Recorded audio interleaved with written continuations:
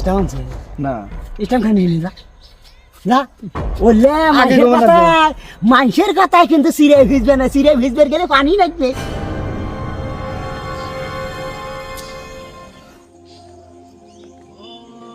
বুঝলু খোকন ভাই, আল্লাহ পাক কোরআনে লিখছে সুদ খাওয়া হারাম, সুদ খাইলে মার সঙ্গে জেনা করা সমতুল্য। আর সেই সুদ মানুষ কিভাবে যে খায় এটা আমার মাথায় আসে না। কথাটা ঠিকই গেছিস।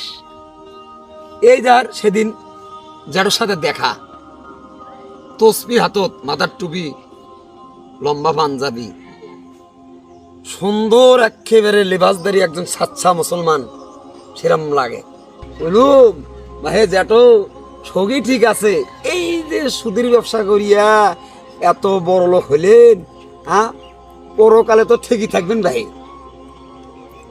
তাই উল্টে আরো মুখ কি কয়, কি কয়? ও ভাই এত জ্ঞান দিস না তো তুই, মোর আছে আল্লাহর রহমতে জ্ঞান কম নাই।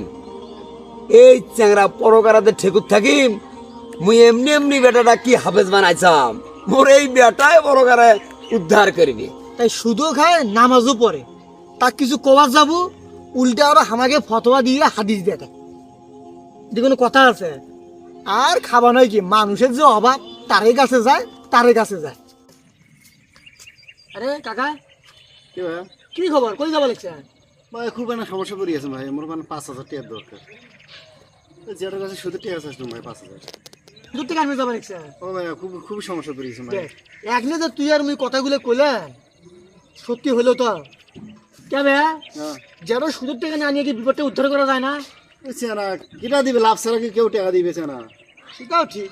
রঞ্জিত ভাই তোকে কি করবা নাকছ? মোর কি খালি তোর ভাষা থাকলে হবে? মোর তো আমার বাড়ি যাওয়া লাগবে না, মোর দরকার আছে না? এটি ভাই যেটা রাগ করেন না ভাই, মুই তোমার কাছে যা দিচ্ছিলাম, হঠাৎ করে মুখ ভাসতে আটকালো। ভাইস্তারা আটকাইছে, তোর ভাইস্তারা উপকার করবে এলাই। তোর ভাইস্তার ঘরে যন্ত্রণায় তুমি দেখো তো চাকর বাবা নাকছ না। দেখছিস, একে তো সুদেরু লেবাস ধরি বেড়ায়, ফির উল্টারা আবল তাবল কথা কয়। আরে লজ্জা শরম কম ভাই, বুঝিস না? এবার হে তোরা ফুটুর ফুটুর করে কি করবে নাকছে, কি কমা নাকছেন? হ্যাঁ না কি করবে? এত উপকারী লোক রঞ্জিত ঠেকাত পেয়েছে, এই যে ঠেকাটা চলাও তো, চলাও দেখো।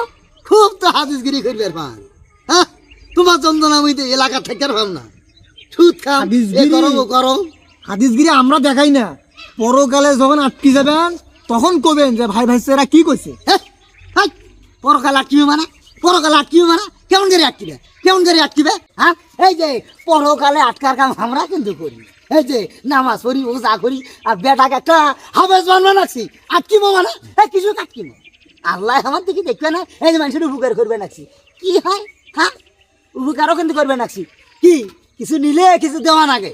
খাই তো সুদ, সেই সুদের লাভের টাকা দিয়ে বেটাক বানবার একটা হাফেজ, সেই হাফেজ বেটা পরকালে পার করবে, সেটা বেটার উপকার হবে, তোমার কি হবে? এটা বুঝবা না। টাকার গাঁত নেকা আছে যে সুদের টাকা তুমি খাও, হাফেজ বানান দেওয়া। তুমি খাও যত পান সুদ খাও, আমরা কথা বলে তুমি খারাপ মনে করেন তো বুঝবেন, বুঝবেন উপরতে বুঝবেন। কি বোঝা যায় বুঝবে হনে, বুঝবে হনে। ভাই তুই যদি আমার কথা শুনিস, ওমার ঠিক জায়গা নিয়ে যেত, ওমার ঠিক জায়গা নিয়ে যা, মোর কাছে আসার দরকার নাই।